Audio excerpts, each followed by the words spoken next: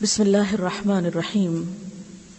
نماز، فرضیت، فضیلت اور اہمیت۔ نماز کب سے پڑھنی چاہیے؟ نماز کب فرض ہوتی ہے؟ اس کا اندازہ رسول اللہ صلی اللہ علیہ وسلم کی اس حدیث سے ہوتا ہے، مروا اولادکم بالصلاۃ وہم ابناء 7 سنین واضربوہم علیہا وہم ابناء 10 سنین وفرقوا بینہم فی المضاجع۔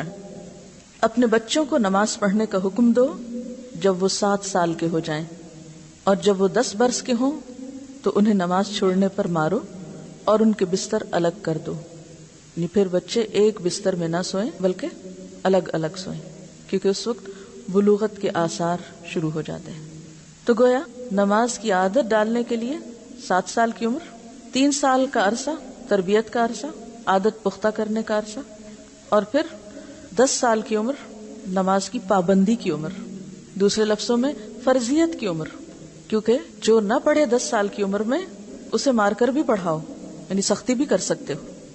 اس حدیث میں رسول اللہ صلی اللہ علیہ وسلم بچوں کے والدین کو ارشاد فرما رہے ہیں کہ وہ اپنی اولاد کو 7 برس کی عمر ہی میں نماز کی تعلیم دے کر نماز کا عادی بنانے کی کوشش کریں، اور اگر 10 برس کے ہو کر نماز نہ پڑھیں تو والدین تادیبی کارروائی کریں، انہیں سزا دے کر نماز کا پابند بنائیں، اور 10 برس کی عمر کا زمانہ چونکہ بلوغت کے قریب ہے اس لیے انہیں اکٹھا نہ سونے دیں، کیونکہ اس میں انسان کے جو جنسی جذبات ہیں وہ ابھرنے لگتے ہیں، پیوبرٹی کا زمانہ ہے۔ تو گویا دوسرے لفظوں میں نماز فرض ہوتی ہے بلوغت کے ساتھ، یعنی بالغ ہونے پر۔ لڑکیوں میں تو واضح علامت ہے، یعنی جب پیریڈ شروع ہو جائیں، اور لڑکوں کے لیے 10 سال کی عمر جب ان میں بلوغت کے آثار شروع ہو جائیں، عموماً آواز بدلنے لگتی ہے اور کچھ اور علامات بھی۔ ہاں، اس میں تھوڑی کمی یا زیادتی ہو سکتی، یعنی 10 سے 9 سال بھی ہو سکتے ہیں، 10 سے 11 سال بھی ہو سکتے ہیں، مختلف علاقوں کے موسم اور مزاج کے اعتبار سے فرق ہو سکتا ہے۔ ترک نماز کفر کا اعلان ہے۔ حضرت جابر رضی اللہ تعالی عنہ روایت کرتے ہیں کہ رسول اللہ صلی اللہ علیہ وسلم نے فرمایا، ایمان اور کفر کے درمیان فرق نماز کا چھوڑ دینا ہے۔ اس کا مطلب یہ ہے کہ اسلام اور کفر کے درمیان نماز دیوار کی طرح حائل ہے۔ دوسرے لفظوں میں نماز کا ترک مسلمان کو کفر تک پہنچانے والا عمل ہے۔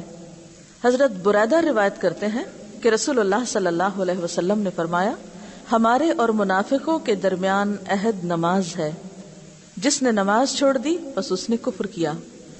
گویا اسلام اور نفاق دونوں کے بیچ میں جو فرق کرنے والی چیز ہے وہ نماز ہے۔ اب یہ ساری باتیں یہاں لکھی ہوئی ہیں، مجھے پڑھ کے سنانے کی ضرورت کیوں ہے آپ کو؟ یہ تو کتاب آپ گھر میں بھی پڑھ سکتے ہیں، آپ کہیں گے اتنی دور آ کے بیٹھے اور پھر یہی ریڈنگ ہی کر رہے ہیں۔ اس میں ایک تو بات یہ کہ یقین کی کیفیت بڑھتی ہے، دوسری بات یہ کہ یہ جو مختلف ناموں کی پروننسیشن وغیرہ ہیں ان پہ خاص طور پر آپ توجہ کریں، ان کا اعراب لگا دیں، تاکہ جب آپ یہی بات کسی اور کو بتائیں یا پڑھائیں تو آپ کا پروننسیشن یا نطق بھی درست ہونا چاہیے۔ تو کسی بھی کتاب کے استاد سے پڑھنے سے علم یقینی حاصل ہوتا ہے۔ اس حدیث کا مطلب یہ ہے کہ منافقوں کو جو امن ہے وہ قتل نہیں کیے جاتے اور ان کے ساتھ مسلمانوں جیسا ہی سلوک روا رکھا جاتا ہے، تو اس کی وجہ یہ ہے کہ وہ نماز پڑھتے ہیں، اور ان کا نماز پڑھنا گویا مسلمانوں کے درمیان ایک عہد ہے جس کے سبب منافقوں کی جان اور ان کا مال مسلمانوں کی تلوار اور یلغار سے محفوظ ہے، اور جس نے نماز ترک کی یعنی چھوڑی تو اس نے اپنے کفر کا اظہار کر دیا۔ حضرت عبداللہ بن شقیق رحمت اللہ علیہ روایت کرتے ہیں، صحابہ کرام اعمال میں سے کسی چیز کے ترک کو یعنی چھوڑنے کو کفر نہیں سمجھتے تھے سوائے نماز کے۔ حضرت ابو درداء رضی اللہ تعالیٰ عنہ سے روایت ہے کہ رسول اللہ صلی اللہ علیہ وسلم فرماتے ہیں، جو شخص نماز چھوڑ دے تو یقیناً اس کی بابت یعنی اس کے بارے میں اللہ کا معاف کرنے کا ذمہ ختم ہو گیا، یعنی اللہ تعالیٰ چاہے تو معاف کر دے اور چاہے تو سزا دے۔ حضرت ابن عمر رضی اللہ تعالی عنہ روایت کرتے ہیں کہ رسول اللہ صلی اللہ علیہ وسلم نے فرمایا، جس شخص کی نماز عصر فوت ہو جائے تو گویا اس کا اہل اور مال لوٹ لیا گیا۔ تو باقی کیا رہا؟ گھر والے بھی لٹ گئے اور مال بھی۔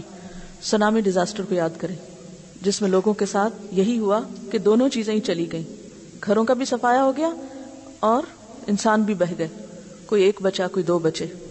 پوری دنیا میں کوہرام برپا ہے اس ڈیزاسٹر کے بعد، ہر شخص اپنی جگہ پر خوف زدہ ہے، لیکن ہم نماز نہ پڑھ کر اور ایک نماز چھوڑ کر اللہ کے عذاب کو دعوت دیتے ہیں۔